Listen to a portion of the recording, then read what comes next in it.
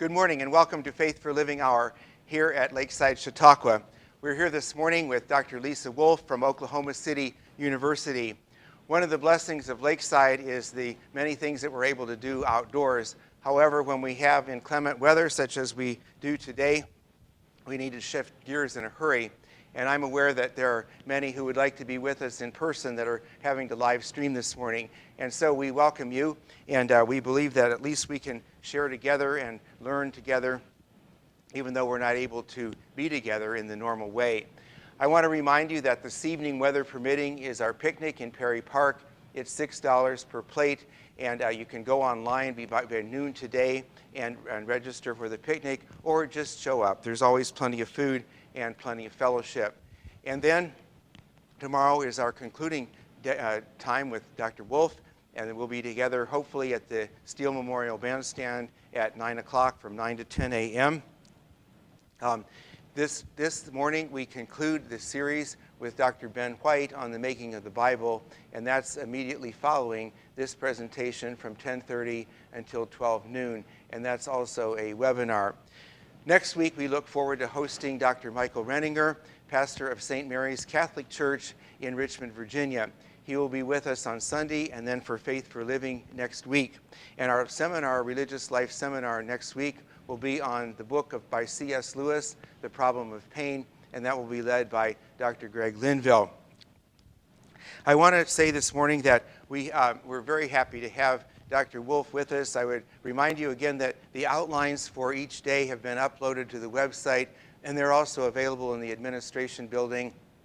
That's the Spanish-looking building at the corner of 3rd and Walnut. You can go in there and get the outlines for all 4 days, so you'll have them for later reference. I want to say that we're happy to have Dr. Wolf, who grew up here at Lakeside, who's been part of Lakeside Institute, both as a camper and as a counselor, and also now a professor at Oklahoma City University, professor of Hebrew Bible. I have with me this morning 2 of her books. First of all, the book Ruth Esther, Song of Songs, and Judith, a commentary that goes along with her series, Uppity Women of the Bible.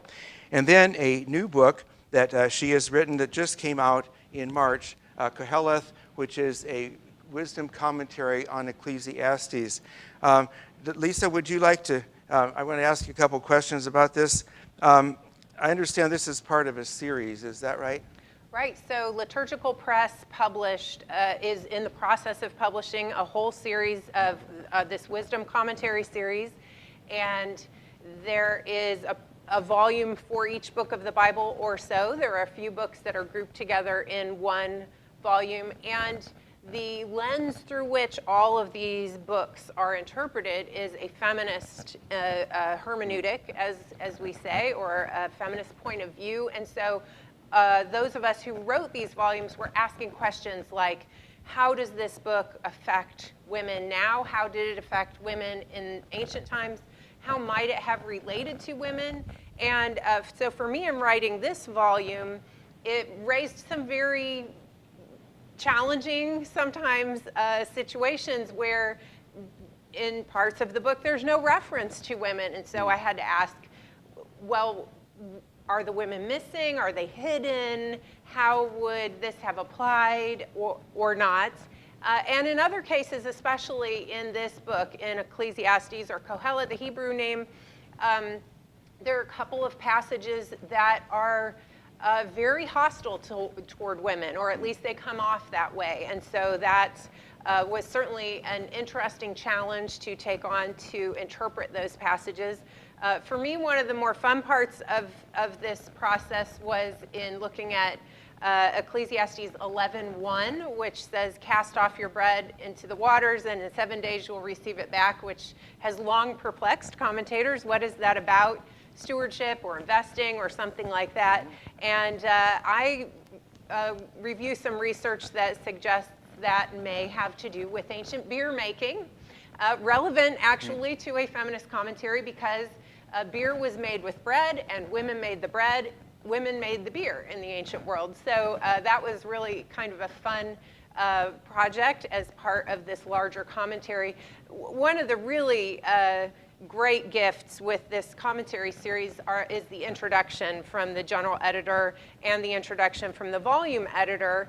And the general editor's introduction from Barbara Reed gives a wonderful history of women interpreting the Bible for hundreds of years back.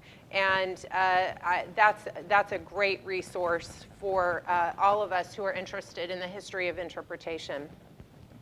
And you've involved different women from different perspectives around the globe, too. Is that right? Right. All yeah. of the volumes include what we call contributing voices, so that this helps make the point that I do not have the last word on interpretation of this book. I can bring my perspective, and that's, of course, limited.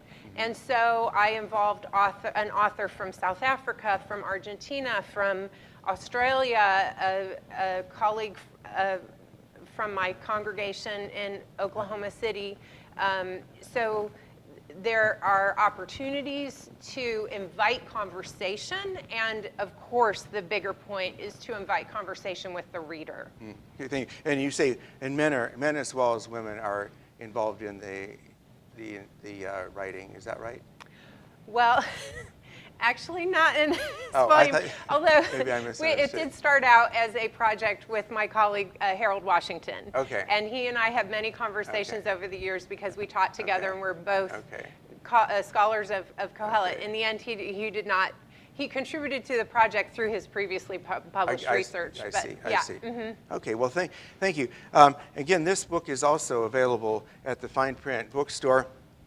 It will be a great resource for you, and not exactly light summer reading, but a good summer read, right, Lisa? Well, and it contains the text from the New Revised Standard Version in there, so you don't have to actually bring your Bible along while you're right.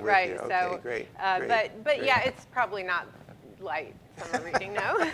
but a good reference book. Well, folks, I want to also say that Dr. Ned and Shirley DeWyer's endowment has brought Dr. Wolf to us this week, and we want to thank Ned and Shirley.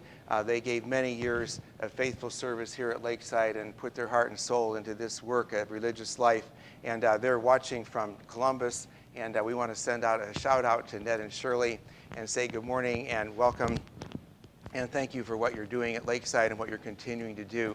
And with that, I would present this morning again to Dr. Lisa Wolf, who will share with us from her heart. Thanks. Lisa.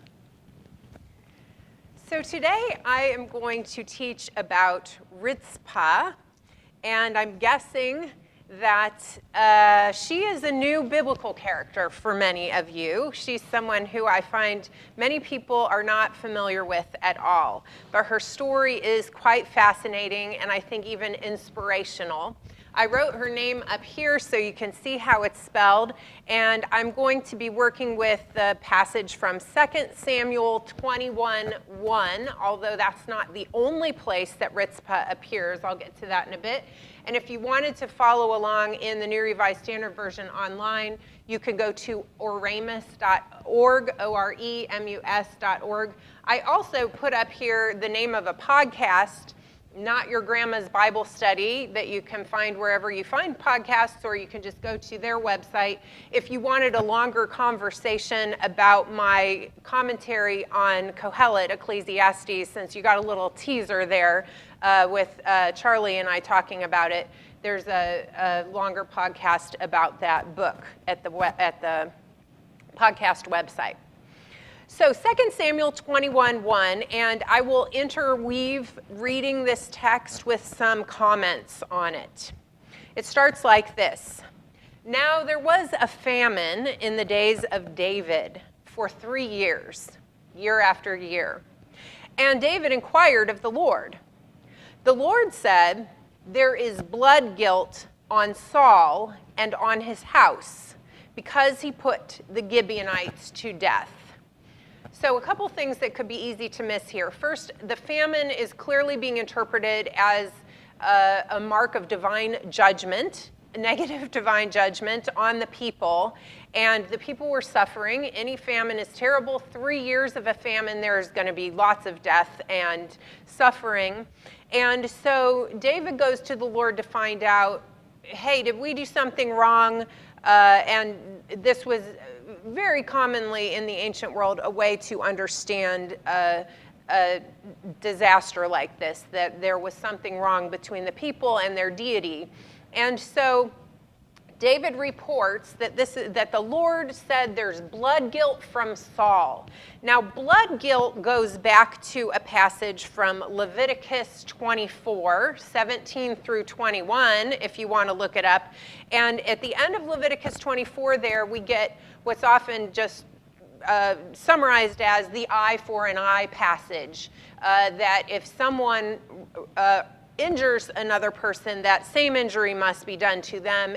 Otherwise, there is blood guilt, although that term does not appear in that particular passage. So it basically means someone didn't play fair if there's blood guilt remaining. There's an injustice that's outstanding.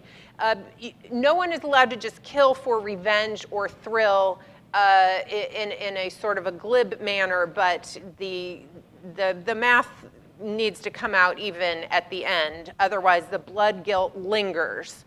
So let me go on for a couple of other verses, and then I'll say more here. So this is 2 Samuel 21:2. So the king called the Gibeonites and spoke to them. Now, here's a parenthetical, although there are no parentheses in Hebrew, the translators added them. Now, the Gibeonites were not of the people of Israel, but of the remnant of the Amorites.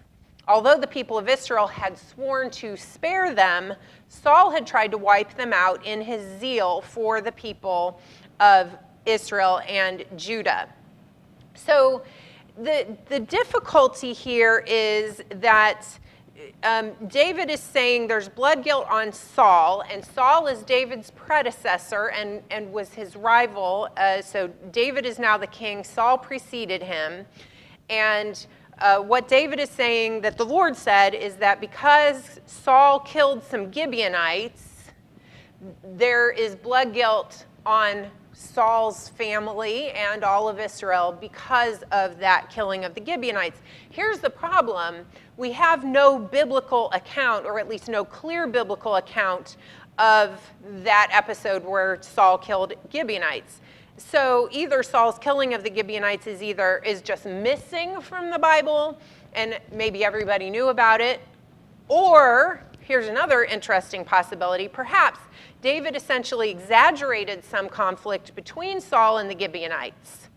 So for instance, if you go to Joshua 9, the Gibeonites had been promised safety by the Israelites. So due to that promise, if Saul had killed them, as we see here in verse 2, then it would seem to fulfill the definition of something requiring blood guilt. All right, going on with 21:3. David said to the Gibeonites, "What shall I do for you? How shall I make expiation that you may bless the heritage of the Lord?" In other words, how are we going to fix this blood guilt? Verse 4, the Gibeonites said to him, "It is not a matter of silver or gold between us and Saul or his house. Neither is it for us to put anyone to death in Israel." He said, "What do you say that I should do for you?" And they said to the king, "The man who consumed us and planned to destroy us so that we should have no place in all the territory of Israel," that's Saul, "let 7 of his sons be handed over to us, and we will impale them before the Lord at Gibeon on the mountain of the Lord." So here's the thing. David has gone to the Gibeonites and asked what they want, and they respond, "Oh, all we want are Saul's remaining 7 able-bodied male offspring. No one else, no cash. And we want to kill them." The Gibeonites are saying, "We don't want you, David, to do that." Now, this is so convenient for David that it's hard to take it too seriously if we know all this history here, because it eliminates any of Saul's contenders to the throne, which David has now won after quite a bit of difficulty. So, I mean, I never really watched Game of Thrones, but I understand that it's a very popular show, and I think this kind of sounds like what goes on with Game of Thrones, this contending for the throne and eliminating any contenders for it. And here David doesn't even have to do the dirty work, so, which is helpful for him because he promised not to threaten or eradicate Saul's offspring to the throne. That was back in 1 Samuel 24, 21, and 22. And again, I said it's convenient because now he wouldn't have to worry about any of the Saulite offspring succeeding or usurping or vying for the Davidic line. Of course, he doesn't say that. So it makes me think, and other scholars consider, is there some propaganda going on here? Is this a religious motive for political expediency? And we could certainly sit and ponder that phrase all day, right? Religious motive for political expediency in our own recent history and even contemporary. Diana Vikander Edelman, in the book Women in Scripture, which is on my bibliography, writes that this blood guilt seems to be a, quote, pretext for the eradication of Saul's offspring. So let me go on in verse 7. The king spared Mephibosheth, and the son of Saul's son Jonathan, because of the oath of the Lord that was between David and Jonathan, son of Saul. Now you may have heard of Jonathan, Saul's son, who was a dear close friend of David's, and Jonathan had a son, Mephibosheth, who here we read has been spared. But in 8, we read who does get killed in this grisly episode. The king took the 2 sons of Rizpah. Here we finally meet our biblical woman of the day. Rizpah, daughter of Aiah, whom she bore to Saul. Their names were Armoni and Mephibosheth, a different Mephibosheth. And the 5 sons of Merab, daughter of Saul, whom she bore to Adriel, son of Barzillai the Meholathite. He gave them into the hands of the Gibeonites, and they impaled them on the mountain before the Lord.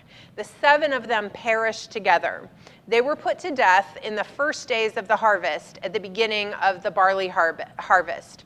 Now, let me back up a little bit here. Rizpah is someone who we first meet in 2 Samuel 3, 6 through 11. So she was one of the concubines of Saul, and she was also a victim of injustice previously. Here she is again. She was a sexual pawn in an attempted power grab when Abner was trying to get power, vying for the throne from Saul. Now, later, Abner defected to David's side, but that's why I always feel like when you read the books of Samuel and Kings, you almost need like a scorecard to keep track of everybody.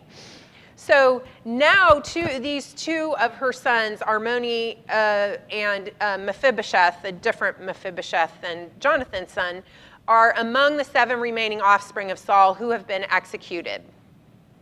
And let me go on here. Oh, so Rizpah in 10, we're at the beginning of the barley harvest. So April, probably. That's important to know. So Rizpah, the daughter of Aiah, took sackcloth and spread it on a rock for herself from the beginning of harvest until rain fell on them from the heavens. She did not allow the birds of the air to come on the bodies by day or the wild animals by night. Now, when the rains would have come is uncertain. Often it would have taken until fall, but perhaps there could be an early unseasonable summer rain.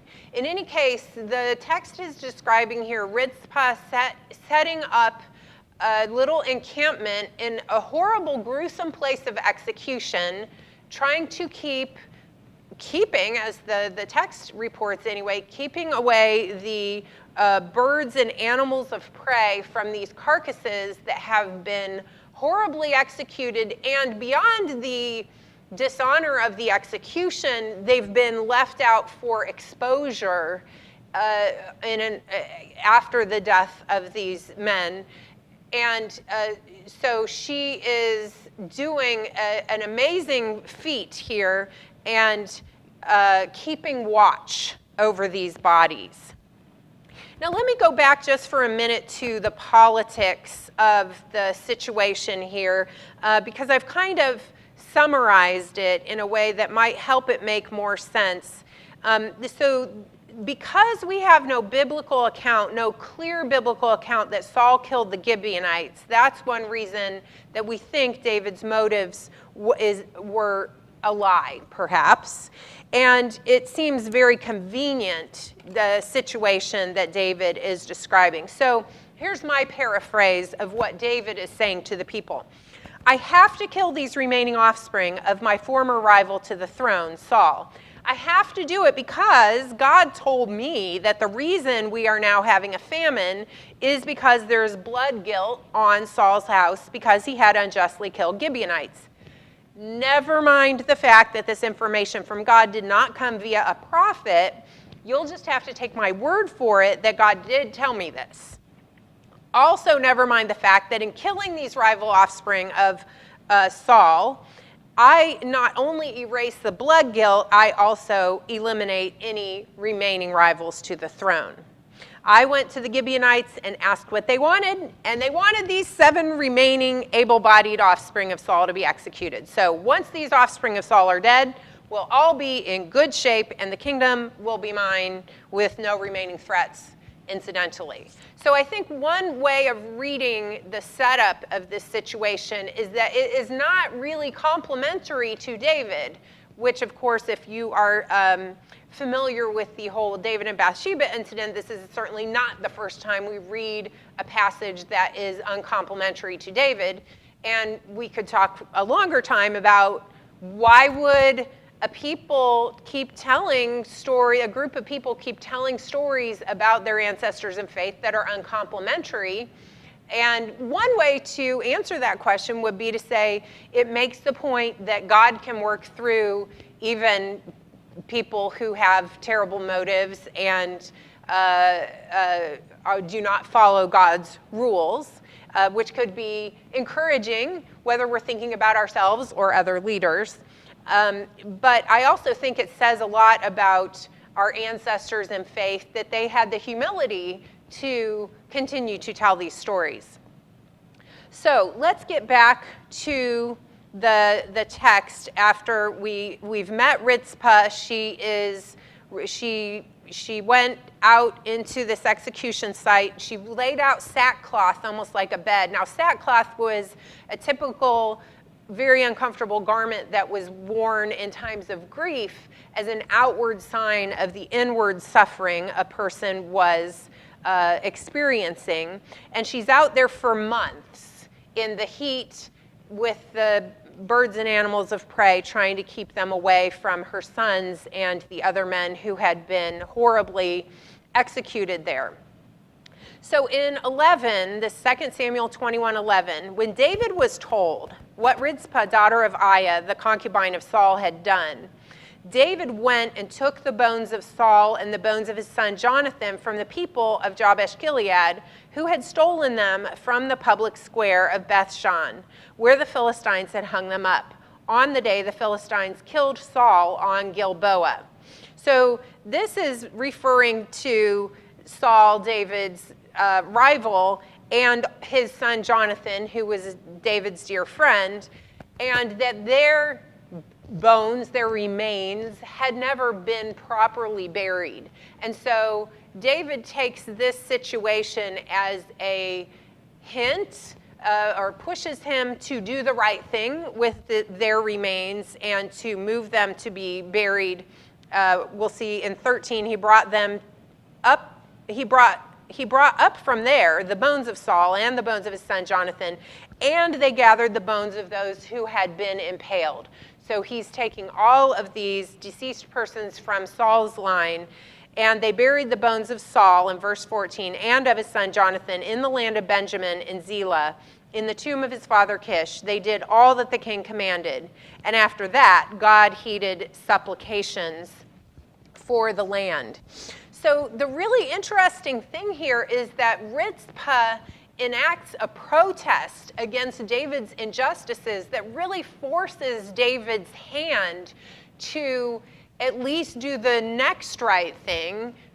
What he did previously does not seem like a right thing, but at least she brings so much attention to the injustice that has been done that then he has to go and take care of a proper burial of these rivals to the throne of his who have now been killed by the Gibeonites. So she forced his hand, and here she was, a concubine of Saul, the previous leader, deceased leader. She had so few options. What could she possibly do? She's bereft as a mother.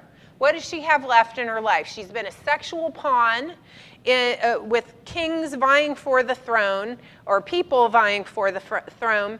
She's got to be immensely bereft. She is enraged, surely, as the mother of two brutally and dishonorably executed sons. She had quite a circumscribed role in her society. Here is what you are to do. And yet she practiced assertive resistance. She burst the bonds of her social standing with, of all things, a silent witness at an execution site. So I see Rizpah as standing guard and bearing witness. Her action, her silent action, she doesn't speak, but she has this powerful action which is political, it's religious, it's maternal. I mean, she points out here the need to mourn as a mother stands regardless of blood guilt. I mean, blood guilt, who cares? She's mourning. So I see Rizpah as a model witness for justice, pointing out injustice and pointing to do justice. One thing I'm curious about regarding Rizpah is I wonder why no one joined her. Maybe, well, you know, there's no internet, right? So nobody knew about it maybe until afterwards, and then the story started circulating such that even though it's uncomplimentary to David, that story about Rizpah was so popular, we have to keep that one in. So her presence brings attention to several injustices, one of which could be the actual idea of blood guilt for a mother to say, hey, that eye for an eye thing is poppycock. I'll just use that word to keep it clean here. And I think that's the kind of thing that would never seem just to the mother of the victims who are supposed to be erasing the blood guilt.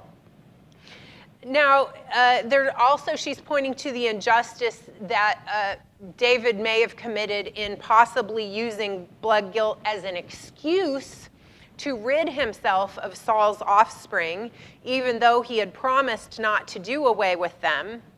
And also then she's pointing to the injustice of those bodies being left out there. So you heard me read in the text that they were impaled. Let's see what verse that's in. In verse 9, the Gibeonites impaled them on the mountain before the Lord. This is horrible and brutal and gruesome, I'm sorry.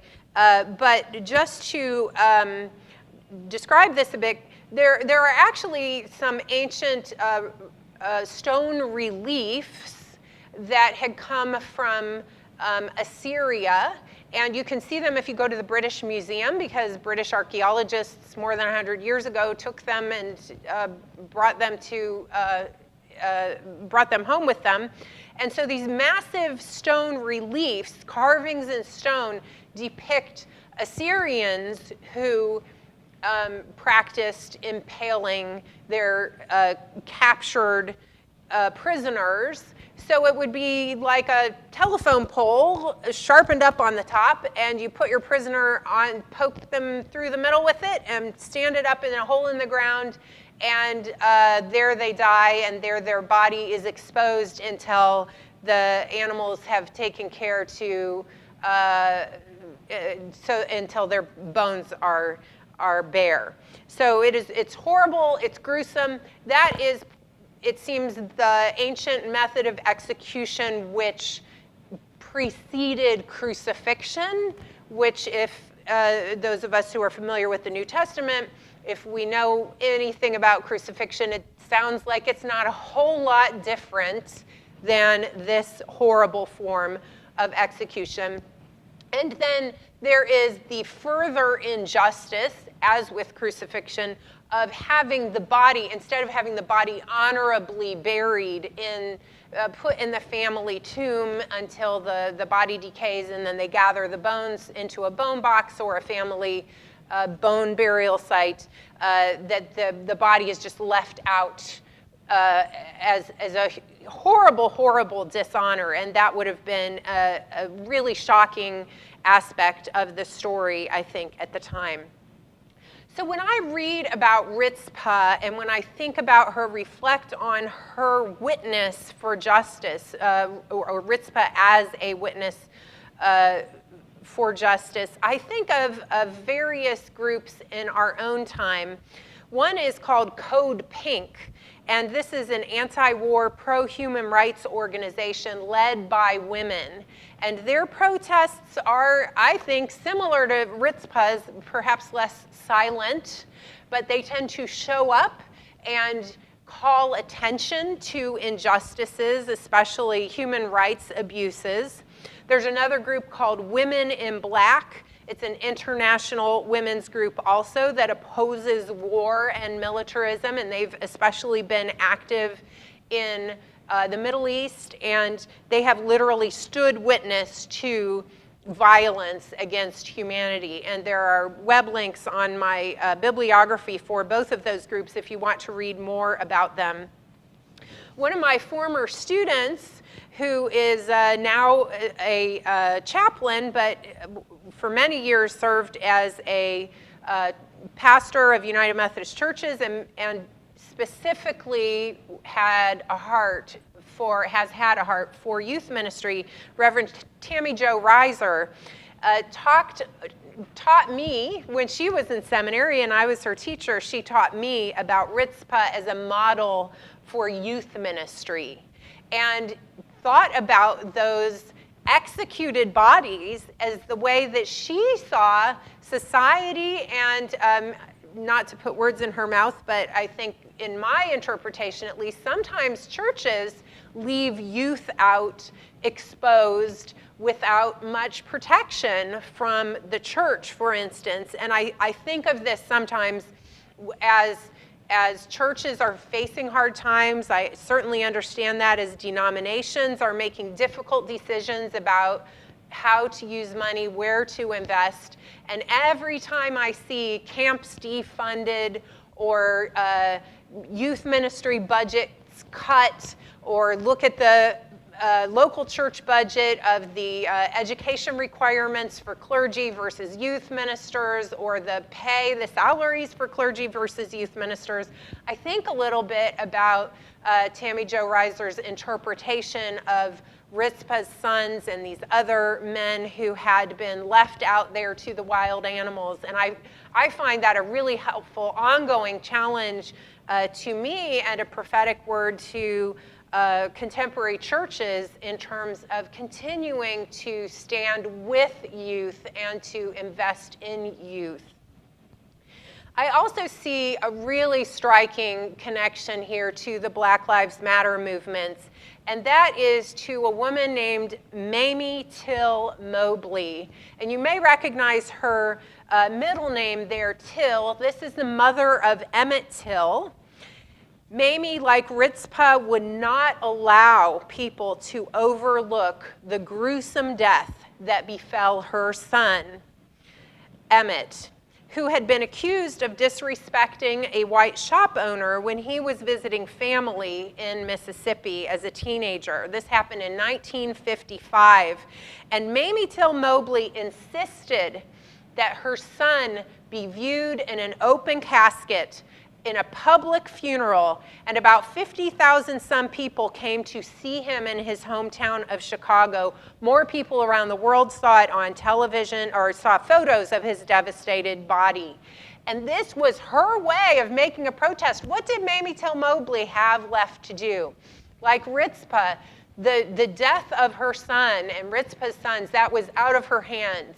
Her grief must have been overwhelming, and the pain and suffering devastating in imagining her son's suffering in his death. But what could she do? She could draw attention to what had been done to her son and say, this cannot stand. No more.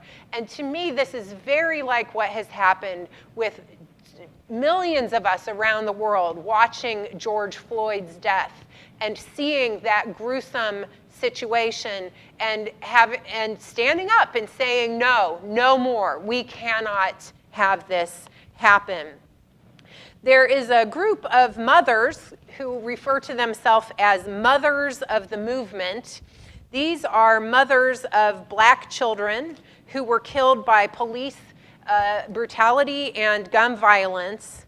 And Rizpah also makes me think of the mothers of the movement. They do things like educate about human rights violations, like the ones that took their children's lives. They promote voting rights and voter education. Trayvon Martin's mother described herself poignantly as a, quote, unwilling participant in this movement. And to me, that just connects us right back to Rizpah. I don't want to do this, but I can do no else. I have to draw attention to this injustice. Now, this summer, following the police brutality against George Floyd and just a culmination of so much brutality, the June 15th Time magazine cover featured a powerful painting by the artist Titus Kaphar of a black woman with a grief-stricken face holding a child, a small child, but the child is absent. So the artist literally cut the silhouette of the child out of the canvas to really make the point and illustrate the loss of this mother and so many other mothers. And then on the border of that art on the magazine cover, the artist listed some of the names of those whose deaths created the mothers of the movement. So I'm going to read those as a point of memory and as a way to acknowledge the importance of drawing attention to injustices like Rizpah did. Trayvon Martin, Yvette Smith, Eric Garner, Michael Brown, Laquan McDonald, Tanisha Anderson, Akai Gurley, Tamir Rice, Jeremy Reed, Natasha McKenna, Eric Harris, Walter Scott, Freddie Gray, William Chapman, Sandra Bland, Darius Stewart, Samuel DeBose, Janet Wilson, Kaylin Roquemore, Alton Sterling, Philando Castile,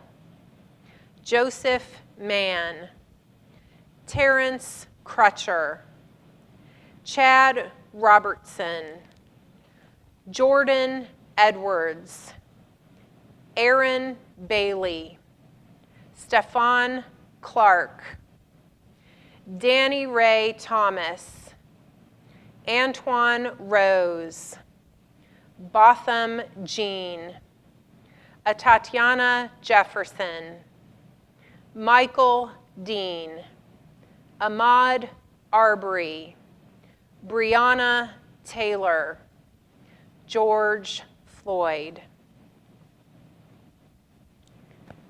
So today I call for us to remember Rizpah and Mamie Till Mobley and the mothers of the movement, may they lead us to similarly stand as witnesses to injustices. May they lead us to assertive resistance. And I have a little poem, just a short ode to Rizpah.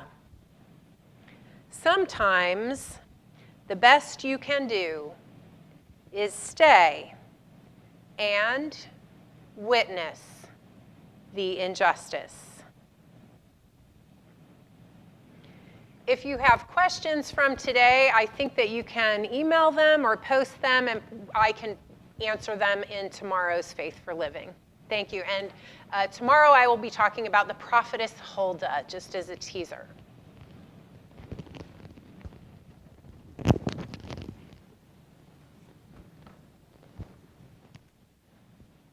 Lisa, thank you so much. We appreciate your insights and your sharing with us this morning and throughout the week. And we look forward to being back with you tomorrow at 9 o'clock, hopefully at the Steele Memorial Bandstand, or here at, you need to watch the Lakeside information to know whether we'll be here or down at the bandstand. Thank you so much, and have a good day.